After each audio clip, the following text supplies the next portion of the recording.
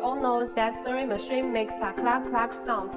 Once there are many machines in the factory, workers have to shout loudly, like sing songs, just to communicate with each other.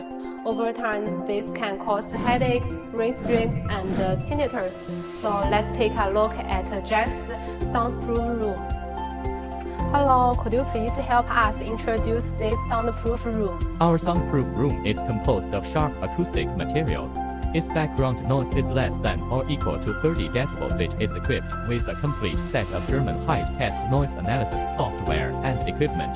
It can perform test, head sound power test, vibration and noise test, VTF test. It is the first NVH semi-anechoic chamber built in the industry. Jack's AMH and Urus was developed and designed here for NVH performance in the early and middle stages. What's the difference between this soundproof room and the one on the production line? Our soundproof room is mainly used for the design and development of NVH performance, and the soundproof room in the assembly line is mainly used for the evaluation and testing of NVH after product production. Noise reduction isn't just for the headphones. Sewing machines needed too. After seeing this, don't you feel like give Jack a thumbs up? We believe that in the future, Jack will create a more smart sewing machines to support global apparel companies.